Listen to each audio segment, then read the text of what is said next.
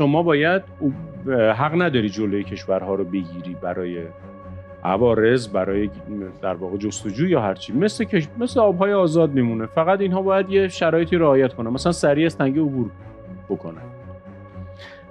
ما به این کنوانسیون نپیوستیم. سپاه داره این کار رو انجام میده، دستور رهبری هم هست که این کار رو انجام بده. یک نفر از این حقوق بین‌المللی برنگشته بگه که بدون رعایت حقوق بین‌الملل به ایران حمله شده. اتفاقا اونایی که ریشدار بودن، اسمشون رو گذاشته بودن حزب اللهی، بیشتر احتیاط کردن تا اونی که ریش تراشیده بود گفته که اینجا سرزمین ایران با ما حمله شده. ماده 34 و 35 کنوانسیون وین که در مورد همه حقوق هاست میگه که اگر کشوری به کنوانسیونی نپیوسته باشد، نه حقی داره نه تکلیفی. ما در خصوص تنگه هرمز بر اساس کنوانسیون ها نه حقی داریم نه تکلیفی داریم، بر اساس حقوق داخلی حقوق و تکالیف به وجود میاریم. چرا برخی از نمایندگان ما به کنوانسیونی که نپیوستیم اشاره میکنن، به ماده 12 که منطقه نظارت برای ما تعیین کرده به اون اشاره نمیکنن؟ چرا؟ چون وکیل حقوق بین‌المللن، نه وکیل ملت ایران.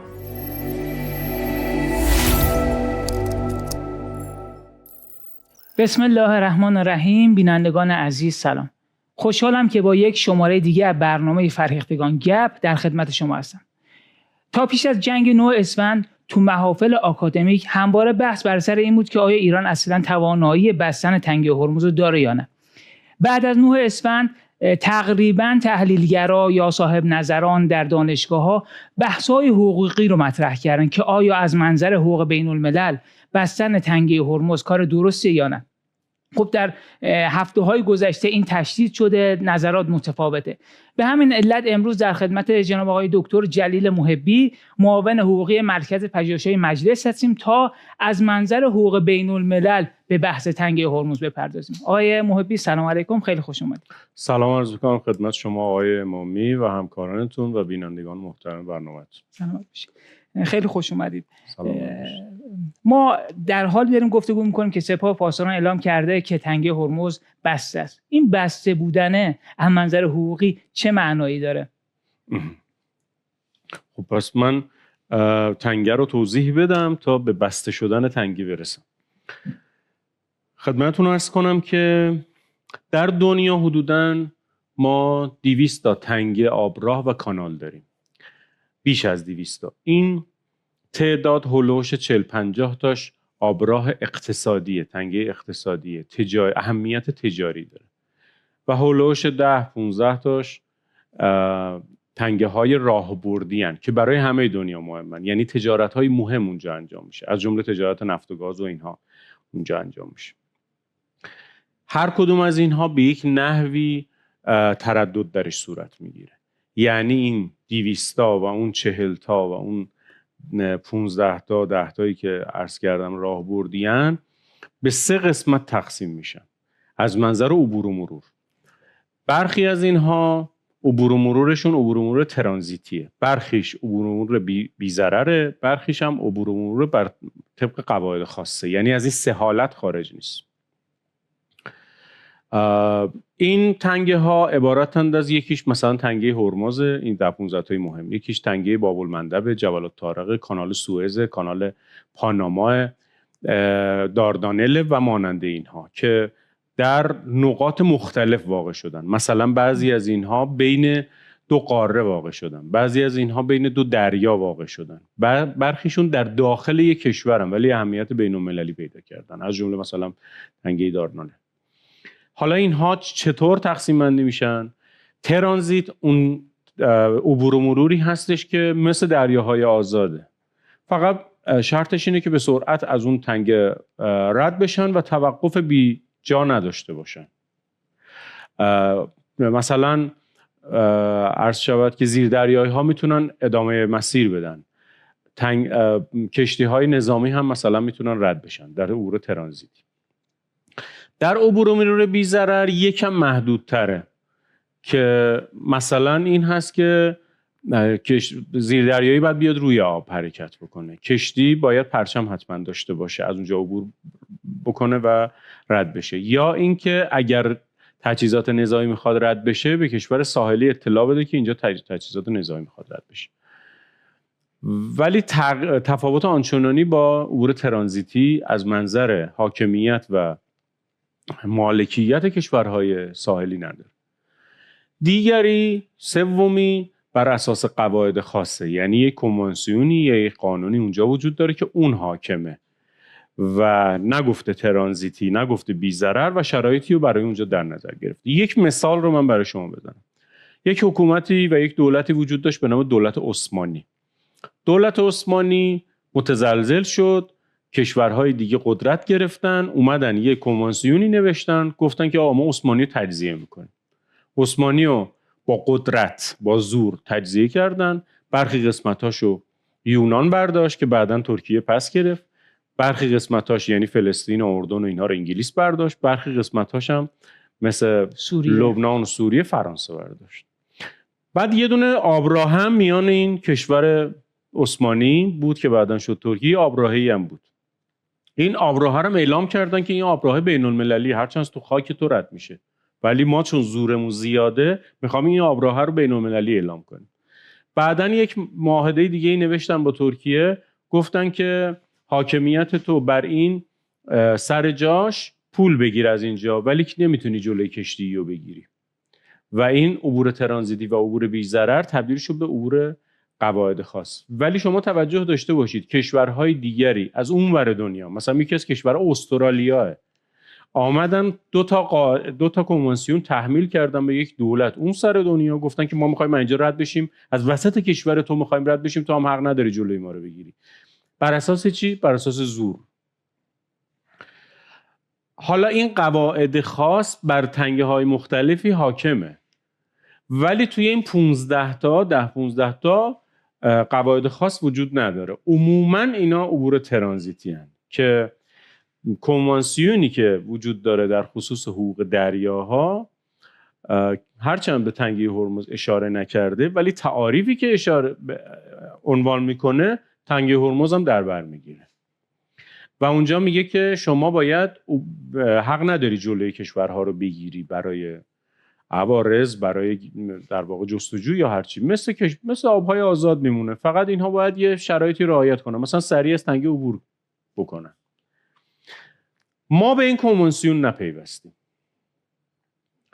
و عمان به این کنوانسیون پیوسته و گفته که من این رو رعایت میکنم قواعدشو. ولی ایران اعتراضم حتی کرده، بیانیه هم داده، گفته که این عبور ترانزیتی رو میگی من قبول ندارم. 1372 یه قانونی هم جمهوری اسلامی در درون خودش، یعنی به صورت داخلی تصویب کرده. اونجا گفته که عبور ترانزیتی چیه، عبور بی‌ضرر چیه و عبور از تنگه هرمز عبور بی‌ضرر محسوب میشه. کشورهای دیگه عبور بی‌ضرری که جمهوری اسلامی گفته رو قبول نداشتن. جمهوری اسلامی هم عبور ترانزیتی اونا رو قبول نداشته، ولی هیچ وقت تنشی در این زمینه نبوده تا اینکه جنگ شده. وقتی جنگ شده اونها گفتن که اینجا عبورش ترانزیتیه، ما هم گفتیم عبور اینجا بی‌ضرر بوده، شما رعایت نکردی، چون رعایت نکردی من اینجا رو مسدود میکنم. مسدود میکنم یعنی چی؟ یعنی حق عبور و مرور به صورت نظامی نمیدم، وایسادم اینجا میگم شما برو عقب، شما هم برو عقب، نمیذارم کسی اینجا رد بشه. آیا جمهوری اسلامی این حق رو داره یا نداره؟ من یک جمله میگم، دوست دارم نماینده‌های مجلس به این جمله توجه کنن، چون نماینده‌ها میخوان رأی بدن به قانونی یا میخوان رأی ندن.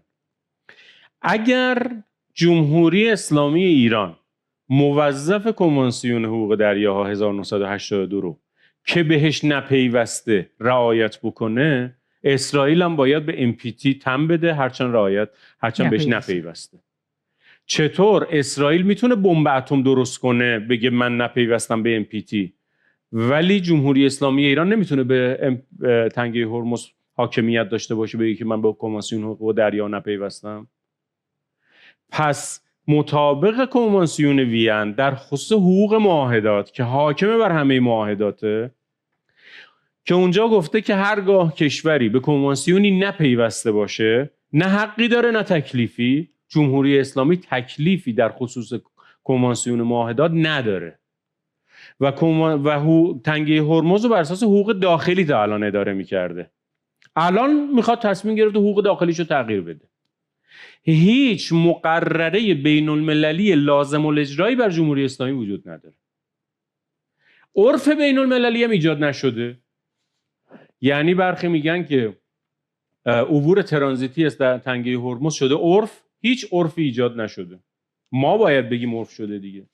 این که چی عرف شده چی عرف نشده شورای امنیت تصمیم میگیره. شورای امنیت اگر یه روز تصمیم گرفت که اینجا عبور ترانزیتی ایران بیخود جلوشو گرفته، میخوام محکومش کنم، بعد تحریمش کنم، بعد بهش حمله کنم، جمهوری اسلامی بهش پاسخ میده من هم قبلا تحریم شدم تا خرطناق، هم بهم حمله شده، هم بچه‌های معصوم این سرزمین کشته شدن، هم رهبر کشور کشته شده به صورت استثنایی که هیچ کس این کارو نمیکنه. اینا انقدر سفاکن از اون ور دنیا اومدن رهبر کشتن. میخوام تنگرم اسمشو بذارم ترامپ، میخوام تازه اینجا پولم در بیارم اون میگه. بعد ما اینجا نمیتونیم قاعده گذاری کنیم و یه عده‌ای در داخل کشور ما با عنوان حقوقدان و حقوق بین الملل خوانده وکالت اونا رو به عهده گرفتن، در حالی که هیچ مقرره لازم الاجرایی در خصوص این که جمهوری اسلامی ایران نمیتونه برای تنگه هرمز قاعده گذاری بکنه در واقع وجود نداره.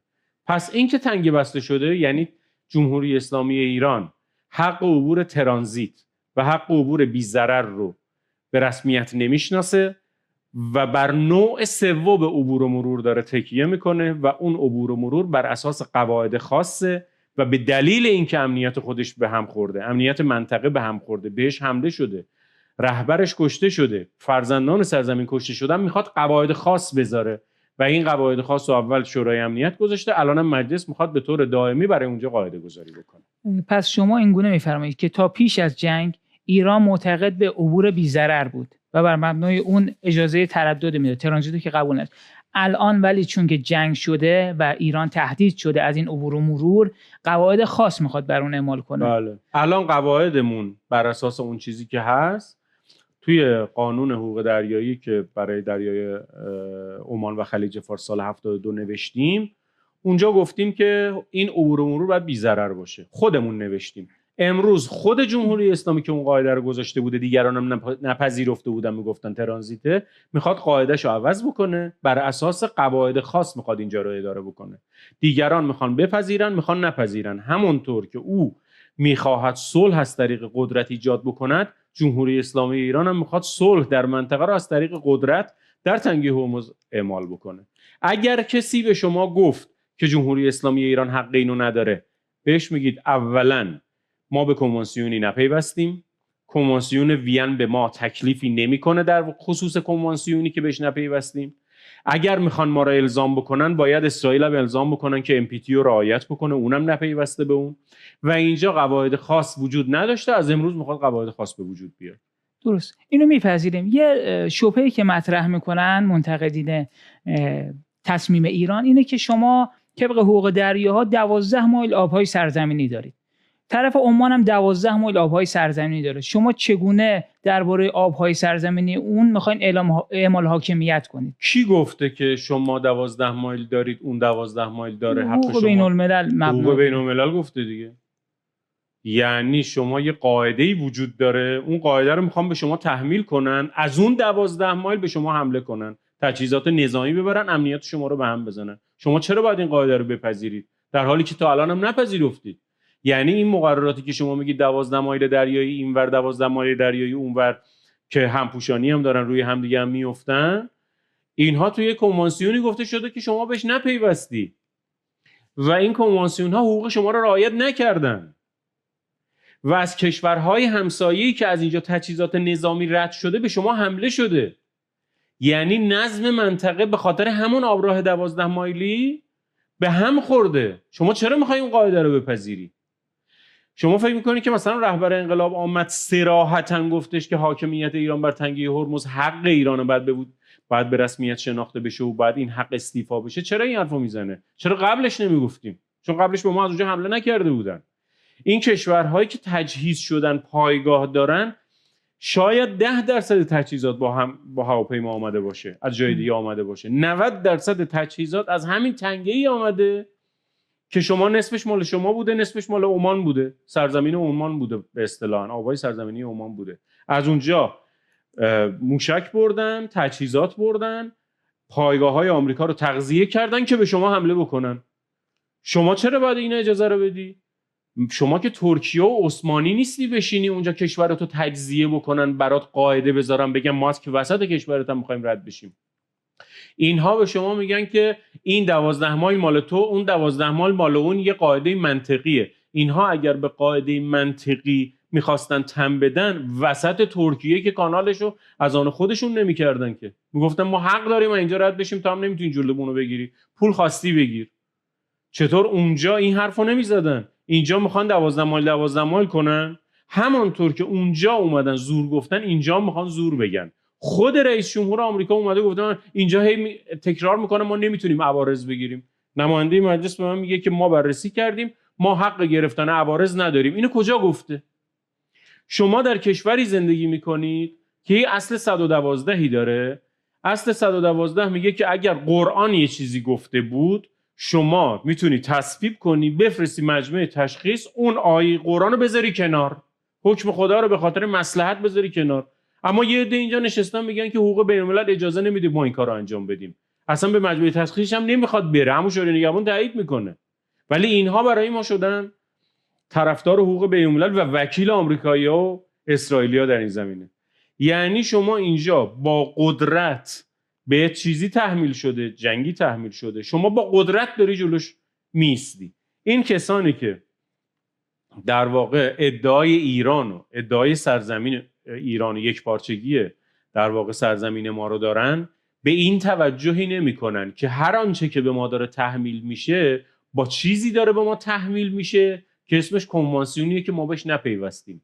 و اگر پیوسته بودیم، مانند آمریکا که ترامپ آمد سر کار، به مصلحت نمیدونست میتونست در بیاد. مگه ترامپ از کنوانسیون پاریس در نیومد؟ چرا؟ چون به نفع کشورش نبود. ما حتی اگر به کنوانسیون 1982 پیوسته بودیم میتونستیم در بیایم. اینجا رو به نحو دیگری، یعنی با نوع سوم، نه ترانزیت نه بی‌ضرر، با قواعد خاص در واقع اداره بکنیم. عمان هم میتواند با ما مشارکت کند، ولی حق ندارد به نحوی مشارکت کند که این مشارکت به نظر امنیت ملی من باشه. همانطور که کویت و امارات و قطر و دیگر کشورها سرزمین در اختیارش قرار دادن، به ما حمله کرد، ما به اونا حمله کردیم، عمان هم اگر بخواد کانال آمریکایی عمانی به وجود بیاره، ما رو از سرزمین خودمون به وسیله اون کانال محروم بکنه و از اونجا به ما تعدی بشه و امنیت ما به هم بخوره، ما اونجا رو مورد حمله قرار میدیم. ما همونطور که نترسیدیم 3 تا کشور دیگر رو حمله بکنیم، کشورهای دیگر رو بهش حمله بکنیم، نمیترسیم از اینکه نقض حاکمیت عمان هم بکنیم. چرا؟ به این دلیل که از اونجا داره حاکمیتمون نقض میشه. بله. اون چیزی که شما میگید مجموعاً شاید بیشتر بحث حقوق بین‌الملل به بحث قدرت. اصلا حقوق بین‌الملل ضمانت نمیده. فرق حقوق بین‌الملل با حقوق داخلی چیه؟ حقوق، ببین ما یه ماده‌ای توی قانون مدنی داریم میگه زوجین باید با هم حسن معاشرت داشته باشن. این ضمانت اجرا نداره. همه حقوقدان‌ها در کتبشون نوشتن این ماده رو برای چی آوردی؟ اینکه ضمانت اجرا نداره. من از کجا بفهمم زن و شوهر با هم دیگه در واقع حسن معاشرت دارن؟ بعد گیریم که فهمیدم ضمانت اجراش چیه، من که کاری نمیتونم بکنم. به اینا گفتی خوش اخلاق باشید با هم دیگه. شما در حقوق داخلی هم نمیتونی مقرره‌ای بدون ضمانت اجرا بیاری. حقوق بین الملل هم اصولا نداره ضمانت اجرا. ضمانت اجراش میشه فصل 7 منشور سازمان ملل. یعنی تحریمت میکنن که ما رو تحریم کردن، میان به جنگت که اومدن به جنگ ما. دیگه بدترین حالتی که میان به جنگت اینه که 4 تا موشک میزنن به 4 تا پایگاه، نه رهبرتو میکشن، نه زیر ساختتو میزنن، نه بچهای مدرسه رو میکشن. بدترین حالت نوع جنگ رو در خصوص ما انجام دادن. تازه بعد این جنگی که انجام دادن ما 2 تا از حق به تو استفاده کردیم. چین و روسیه آمدن به کمک ایران. یعنی اینا با اونا همراه نیستن، گیریم که همراه باشن. جنگی بدتر از این نمیشه. شما از تحریم ما رو میترسونید. الان این تحریم های فلج کننده داره میشه حدود 20 سال. 15 سال ما تحریم های فلج کننده ایم. بیش از 15 تا 20 سال تحریم فلج کننده ایم. تحریم های آمریکا هم که از اول انقلاب بوده. پس تحریم چیزی ازش باقی نمونده. ضمانت اجرای دوم هم جنگه. جنگی که نه سازمان ملل اجازه داده، بدترین نوع جنگ رو علیه ما انجام داده. جنایت هم تجاوز ارضی کرده بعضی جا، هم جنایت جنگی انجام داده، هم جنایت علیه حقوق بشر انجام داده، مدرسه رو زده. هر کاری از دستش برمیاد میکنه. بعد ما رو دارن میترسونن از یک کاغذی که بر اساس اون قراره بعداً به ما حمله بشه، آیا بشه آیا نشه. لذا فریب حقوق بین‌الملل رو نباید خورد. آیا مجلس میتونه قوانین تصویب کنه و اعمال کنه؟ این با حقوق بین‌الملل سازگاری داره یا نه؟ ببینید اصولا حقوق بین‌الملل زمانی بر یک کشور حاکم میشه که مجلس اون رو بیاره بکنه قانون داخلی. وقتی که یک کنوانسیون یک دولت امضا میکنه وجود نداره، هنوز وجود حقوقی نداره. وقتی میاد مجلس تصویب میکنه بعد دولت میره اسنادش رو تحویل میده، اون موقع وجود حقوقی پیدا میکنه، تازه تبدیل به قانون داخلی میشه. یعنی اون کنوانسیون که ما در داخل تصویبش میکنیم تبدیلش به قانون داخلی داریم میکنیم که ما هم اجراش میکنیم. هر وقت خواستیم بر اساس قواعد داخلی کنوانسیون، بر اساس مسائل از توش در میایم. ما به این کنوانسیون نپیوستیم، مقرره داخلی داشتیم بر اساس قانون سال 72 مقرره داخلی داشتیم. این مقرره داخلی گفته اینجا عبور و مرور بی ضرره. این قاعده هیچ وقت اجرا نشده و عبور ترانزیت اجرا شده. ما امروز قانونمون رو میخوایم عوض کنیم، مغایر قانون سال 72 قاعده خاص بذاریم. ضمانت و اجراش چیه؟ این کشتی جنگی که پشت سر شما هست، کشتی جنگی باشه، حالا میگم کشتی جنگی یا نه، کشتی جنگی و موشک‌های ما ضامن این قاعده‌ایه که مجلس میخواد بذاره. هنوز مجلس قاعده‌شو نذاشته. شورای ملی امنیت ملی و شورای دفاع و امثال هم بر اساس دستور و فرمان رهبری تایید کردن، در واقع دارن اجرا میکنن. این قاعده الان داره اجرا میشه. همین که داره اجرا میشه در مجلس قراره که تبدیل به قانون بشه. خب درباره طرح، یعنی اون چیزی که در مرکز پژوهش‌ها احتمالاً داره تهیه میشه که حالا پیشنهاد یا هر چیزی هست، قراره چه اتفاقی تو تنگه بیفته؟ چون در میان صحبت‌ها گفتید که امکان دریافت عوارض میگن نداریم. نه، چنین نیست. ما میتونیم بالاخره قانون کی گفته؟ بر اساس کدوم قاعده گفته که شما پرداخت عوارض نداری؟ اینو هیچ کس نمیگه. اینا میرن بر اساس کنوانسیون حقوق دریایی که ما بهش نپیوستیم سال 1982 به ما میگن که شما نمیتونید عوارض بگیرید. فقط میگن هزینه خدمات. هزینه اشکال نداره. ما که اصلا تو قانون تو این پیش‌نویس هم نوشته هزینه خدمات. ولی تویی که به من میگی ما نمیتونیم عوارض بگیریم، بگو بر اساس چی؟ بر اساس چی نمیتونم عوارض بگیرم؟ حقوق دریا و حقوق بین‌الملل میگن. تموم شد. ما که بهش نپیوستیم. هر وقت اسرائیل رو تونستید قانع بکنید که بمب اتم‌هاشو نابود بکنه چون به NPT نپیوسته، منم قاعده‌ای که توی حقوق دریا وجود داره که بهش نپیوستم منم اجرا میکنم. این نکته اول. در خصوص اینکه اینجا چه آمده، ببینید 14 تا طرح وجود داره. تعدادی زیادی از نمایندگان طرح دادن. نکته اساسی همه این 14 تا طرح دستور رهبر انقلاب. رهبری گفته که این حق ملت ایرانه و حاکمیت باید بر تنگه هرمز باشه. شفاهی برخی از نماینده‌های مجلس قر میزنن سر اینا که این حرفو نمیشه اجرا کرد و ما نباید اجرا بکنیم، حقوق بین‌الملل چی میشه، ولی جرئت ندارن مکتوب اینو بگن. لذا همه اون 14 تا در واقع طرحی که آمده، همه این 14 تا داره حقوق ایران بر تنگه هرمز رو دنبال میکنه. نقطه اساسی همه این 14 تا طرح این هستش که محدوده تنگه هرمز کجاست و شما چطور میخوای اونجا اعمال حاکمیت کنی. کریدور جنوبی چیه، کریدور شمالی چیه، حق ایران چیه، سهم عمان چیه و اینا رو داره تعیین و تکلیف میکنه. برخی از این طرح‌ها میگه که شما بیمه اختیاری بذار که کشتی‌ها بیان خودشونو بیمه کنن.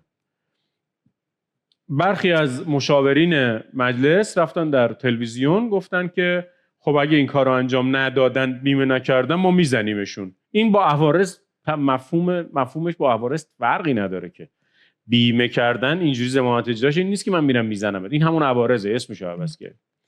برخیش هم خدمات دریاییه. چرا برخی اصرار میکنن که خدمات دریایی؟ اینا همونایین که میگن حقوق بین‌الملل رعایت کن. چون تو کنوانسیون 1982 گفته که شما میتونی هزینه خدمات بگیری. هزینه خدمات در واقع راهنمایی، اینجا کجا صخره هست، کجا آب عمیق شما میتونی رد بشی، اینجا در واقع ناوبری چجوریه، اینجا محیط زیست چه اتفاقی براش میفته، خدماتی که میدی و پولشو میتونی بگیری، اما عوارض نمیتونی بگیری. حالا بعضی گفتن حالا اشکالی نداره که ما توی این طرح‌ها می‌نویسیم هزینه در واقع تعرفه خدمات.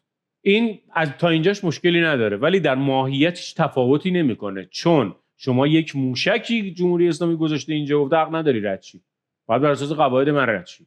که سپاه داره این کار رو انجام میده. دستور رهبری هم هست که این کار رو انجام بده. بر اساس اصل 110 هم اختیار و وظایفش با رهبریه، چون جنگ و صلح با رهبریه. امنیت کشور هم به جنگ و صلح مربوطه، اونجا رو رهبری تعیین میکنه. حالا داریم قانون هم براش میذاریم، چون این قانون مغایری داریم گفته بی ضرر، ما داریم و در واقع داریم قانون سال 1372 رو داریم اصلاح میکنیم. خب یعنی مجلس داره این کار رو انجام میده. اتفاقی که میفته اینه که هر کدام از این طرح‌ها تصویب بشه، حاکمیت ایران بر تنگه هرمز قطعی میشه. حالا بعضی از این طرح‌ها میگه که اینو بسپریم به نیروی دریایی سپاه، بعضیا میگه به ستاد کل بسپریم، برخی میگه تحت اشراف فرماندهی کل قوا باشه.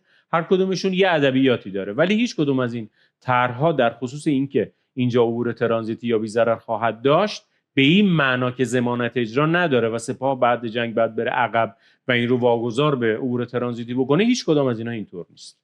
خب یه موضوعی که ما یک بار اشاره کردیم و دوباره میخوام بهش برگردم، مخالفین میگن که اگر شما بخواید آبهای سرزمینی عمان هم اعمال حاکمیت کنید دیگه تو قواعد بین‌المللی سنگ رو سنگ بند نمیشه دیگه. مگه سنگ رو سنگ بند شده بدون قواعد بین‌المللی به ما حمله کردن، رهبرمون و بچهای سرزمین رو کشتن؟ که قواعد بین‌المللی علیه ما بوده که به نفع ما بوده که الان به نفع ما باشه؟ بدون قواعد بین‌المللی، بدون مصوبه فصل 7 به یک کشور حمله کردن، رهبرش رو کشتن، بچه‌هاشو کشتن. اون حقوق بین‌الملل رعایت نمی‌کنه، تو می‌خوای حقوق بین‌الملل رعایت کنی؟ خب اینجا الان ابزاری شده که تو اون متجاوزی رو که رهبر تو رو شهید کرده بزنی عقب. تو چرا می‌خوای از این استفاده نکنی؟ چرا؟ چون حقوق بین‌الملله. بابا امام خمینی که دیگه مجتهد جامع الشرایط بود، این انقلاب به وجود آورده، خودش بالاتر از همه فقها بود، گفتش اگه یه آیه قرآن بود به مصلحت نبود مجمع تشخیص رو به وجود میارن بذاری کنار، بعد تو حقوق بین الملل نمیخوای بذاری کنار. بابا شما خیلی کاسه داغ‌تر از آش شدید. ما اینجا چقدر گفتیم رجم و سنگسار مصلحت نیست، یه جوری از بین بردیمش. هر قاعده‌ای بوده که با عرف نمیخونده شما یه کاری باش کردی، بعد میخوای قاعده حقوق بین الملل میخوایم که باش ما حمله کرده ما میخوایم بذاریم کنار، شما اجازه نمیده بذاریم کنار. یعنی واقعا از این برخی از این حقوق بین المللی آمریکایی تر ما نداریم تو این کشور. اونها اشاره میکنن به عرف بین الملل، میگن درباره تنگه هرمز عرف بین الملل اینه که اجازه عبور ترانزیت داده بشه. عرف بین الملل و قاعده آمره بین المللی یک ویژگی داره و اون ویژگی اینه که همه سرش اتفاق داشته باشن. وقتی کشور بیانیه میده من میگه ترانزیت رو قبول ندارم و معترض مستمره، اصلا عرفی به وجود نمیاد، عرفی به وجود نیامده. برخی ها میگن عرفه و ما میگیم عرف نیست. آقا من میگم عرفه، اصلا از عرف بالاتر میگم قاعده آمره بین المللیه. قبول؟ به من حمله کردم میخوام قاعده آمره بین المللی به هم بزنم. قاعده آمره بین المللی بالاترینش فصل 7 منشوره. چطور بدون رعایت اون به من حمله کردن؟ به چه مجوزی به ایران حمله کردن، رهبرش و بچه‌هاشو کشتن؟ شما اونو نمیگی. یک نفر از این حقوق بین المللی برنگشته بگی که بدون رعایت حقوق بین الملل به ایران حمله شده. اتفاقا اونایی که ریشدار بودن اسمشون رو گذاشته بودن حزب اللهی بیشتر احتیاط کردن تا اونی که ریش تراشیده بود گفته اینجا سرزمین ایران با ما حمله شده. چطور اونجا اسم از حقوق بین الملل نمیارید، اینجا طرفدار حقوق عرف بین المللی میشید؟ عرف بین المللی به وجود نیامده، چه برسه به قاعده آمره. اگر عرف به وجود میامد هم با جنگی که شد ما عرف رو به هم میزدیم به نفع ایران. کما این که آقای امامی، کما این که سپاه این کارو کرده ها. شما فکر نکنید ما منتظریم که این اتفاق بیفته قانونش تصویب بشه. سپاه این کار انجام داده، تموم شده. سپاه منتظر سیاسیون نمونده. سپاه قاعده جدید رو حاکم کرده، مصوبه رهبری هم داره، رهبری دستور داده. تنگه اینطوری نیستش که محل جولان آمریکایی و کشورهای بیگانه باشه. عمان با ما همکاری کرد، با عمان این کارو میکنیم، نکرد خودمون میکنیم. حالا داریم تازه قانونش هم تصویب میکنیم.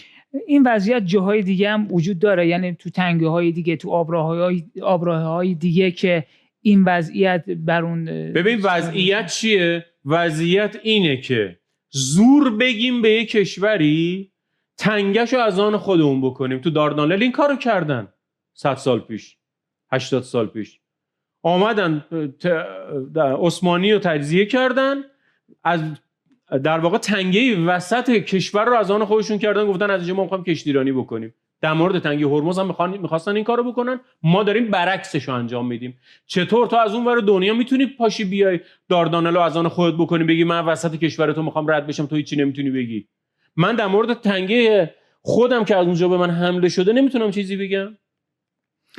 تو روابط بین الملل گفته میشه در زمانی که بحران‌ها شکل میگیره و نظم دچار اشکال میشه، کشورهایی که مستعد هستن میتونن قدرت بیشتری بگیرن تو این بی‌نظمی که وجود داره. نه اینو نمیگن، این کارو میکنن. آره. اصلا اختلال به وجود میارن، با اختلال به وجود آمده، با بی‌نظمی که به وجود آمده قواعد جدید وضع میکنن. همین کارو میخواستن در مورد ایران بکنن، ایران بدل زده. چطور تو میتونستی از اون ور دنیا بیای اینجا کانال آمریکایی را بندازی در جنوبش؟ من نمیتونستم، تو میخواستی بکنی، من جلو تو گرفتم. ناظر بر همین میخوام، آن چیزی که شما میگید ناظر بر اینه که حقوق بین الملل بالاخره تضعیف شده بود در این ماجرا و اینجا ایران میتونه حقوق بین المللی وجود نداشت که تضعیف بشه. حقوق بین الملل زمانی وجود داره که تو پیوسته باشی آقای امامی. اصلا ایران نپیوسته که تضعیف شده باشه. ایران شکر خدا از اون موقعی که این کنوانسیون 1982 به وجود آمده، بعد انقلابم بوده، به وجود آمده، مثل NPT کلا سرش نرفته، به این کنوانسیون نپیوسته، بیانیه اعتراضی داده، قانون مغایرش تصویب کرده، الان هم که جنگ شده روی پای خودش وایساده. اصلا حقوق بین المللی نبوده اینجا. آقا حقوق زمانیه که قواعد لازم الاجرا وجود داشته باشه. ببین من مثال برای شما بزنم. فرض بکنید ماده 608 قانون مجازات اسلامی در خصوص توهین به افراد وجود نداره.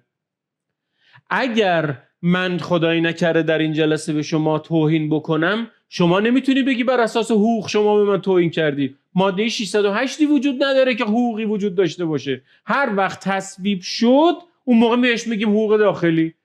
در حقوق بین الملل چیزی وجود نداشته علیه ایران که ایران بهش پیوسته باشه، لازم الاجرا باشه برای ایران. برای کشورهای دیگه بوده. ماده 34 و 35 کنوانسیون وین که در مورد همه حقوق هاست میگه که اگر کشوری به کنوانسیونی نپیوسته باشد، نه حقی داره نه تکلیفی. ما در خصوص تنگه هرمز بر اساس کنوانسیون ها نه حقی داریم نه تکلیفی داریم، بر اساس حقوق داخلی حقوق و تکالیف به وجود میاریم. کسی میتونه جلوی ما رو بگیره؟ بله، با موشک میتونن جلوی ما بگیرن، ما موشک جلوشون وای میسیم.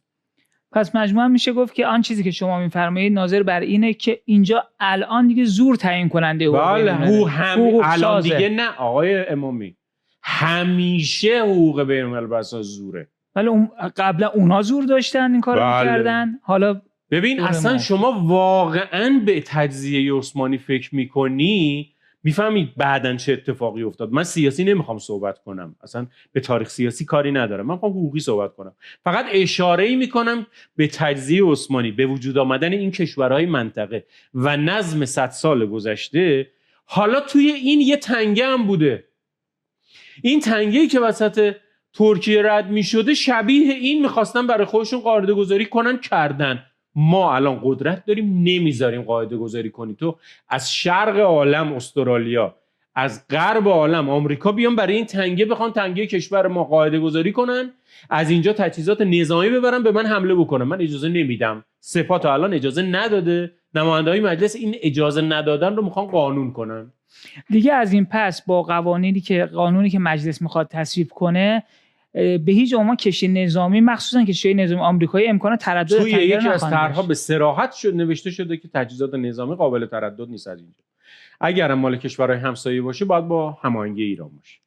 آقای محبی، یه موضوعی که مهمه تا پیش از این تو این در بحث ها مطرح بود که ما در داخل ایران یک قانونی درباره تنگه هرمز داریم که اصلا درباره تنگه هرمز بحث کرده باشه و تکالیفی رو تعیین کرده باشه. بله داریم. قانون ما در قانون دریاییمون در سال 1372 یه ماده 5 داره که عبور بی ضرر رو گفته، یه ماده 8 داره که تعلیق عبور بی ضرر رو گفته، که اونجا گفته که اگر کشورها امنیت ایران رو به هم بزنن من تعلیق میکنم، ایزه نمیدم رد شید. همین الان قانون داریم. شما نشنیدید تا الان یکی از این حقوقدانهای حقوق بین الملل که از کنوانسیونی که ما بهش نپیوستیم دفاع میکنن این ماده رو نام برده باشن. ماده 9 داره که کلا گفته شناور جنگی ممنوع رد شدنش مگر با هماهنگی ایران. هیچ کدام از این حقوقدانها به این اشاره نمیکنن. ما قانون داریم در این زمینه. قانون خودمون رو ول کردن میرن به قانونی که به کنوانسیونی که نپیوستیم اشاره میکنن. مهمتر از همه اینا یه ماده 12 داره. تو ماده 12 گفته 24 مایل دریایی از ساحل ایران، 24 مایل دریایی ایران حق نظارت داره که امنیتش به هم نخوره. این اصلا اجرا نمی‌شده تا الان، ضعیف اجرا می‌شده. ما اصلا از همین الان می‌خوایم ماده 12 قانون سال 1372 رو اجرا بکنیم. چرا تا الان با قدرت اینو اجرا نکردیم؟ چرا حقوق بین‌الملل، چرا برخی از نمایندگان ما به کنوانسیونی که نپیوستیم اشاره میکنن، به ماده 12 که منطقه نظارت برای ما تعیین کرده به اون اشاره نمیکنن؟ چرا؟ چون وکیل حقوق بین‌المللن، نه وکیل ملت ایران. یعنی ما همین الان قواعد داریم، قواعدمون هم کافی، نصف نیمه کافیه، ولی میخواهیم عبور بی ضرر رو ورداریم. یعنی مجلس میخواد این کارو بکنه، قواعد خاص بذاره. برخی از این چیزهایی که بعضی از افراد دنبالش بودن که توی در واقع موافقتنامه های ایران و آمریکا بیاد، حتی از قانون داخلی فعلی ما ضعیف‌تر بود. مثلا این کلمه اپلیکیبل که توی این موافقتنامه بند 5 آمده که حقوق بین الملل لازم الاجرا، قابل اجرا، این کلمه ماده قانون فعلیمون هم داره تضعیف میکنه. ما همین الان کشتی‌های جنگی رو میتونیم اجازه ندیم اونجا رد شن، یعنی میتونیم جلوشون رو بگیریم، ممانعت میتونیم بکنیم، ولی برخی دنبال این بودن که حقوق بین‌الملل بیان توافق بدن، حقوق بین‌المللی که ما بهش نپیوستیم به قانون داخلی. لذا باید خیلی هوشمندانه حواسمون باشه که برخی از افراد که وکالت آمریکایی‌ها رو در داخل به عهده گرفتن، حقوق داخلی رو از بین نبرن، به کنوانسیونی که ما بهش پیوستیم و به ما تحمیل نکنن، جلوی قانونگذاری و قاعده گذاری جدیدم نگیرن. هر کس در دنیا قدرت داشته باشه میتونه حقوق بین‌الملل بسازه. امروز ایران پس از جنگ قدرت داره و میخواد این کار رو انجام بده. درست. بله، دال مرکزی رو می‌خواستم بگم همینه. دال مرکزی صحبت شما اینه که قدرت حقوق بین‌الملل رو میسازه و این بار به دست ایران افتاده این قدرت و ایران باید حداکثر استفاده از اون رو ببره، چون که شاید اگه بخوایم یکم کوتاه بیایم شاید دیگه نشه کاری کرد تا ابد. ببینید اگر شما کوتاه بیاید از اون ور کریدور به وجود میارن، اسمشو میذارن کریدور آمریکایی عمانی، به کشورها میگن هر کی از کریدور ایران رد شد تحریمش میکنیم. بعد شما همونی هم که داشتی از دست میدی. لذا باید محکم وایسی، همونطور که تا الان وایسادی، از حقوق ملت ایران دفاع بکنی. درست. خیلی ممنون. آیا نکته دیگه ای هست که بهش اشاره کنید؟ ممنونم از دعوتتون، خیلی جلسه خوبی. دست شما در نکنه. گفتگو کردم با جناب آقای دکتر جلیل محبی، معاون حقوقی مرکز پژوهش‌های مجلس.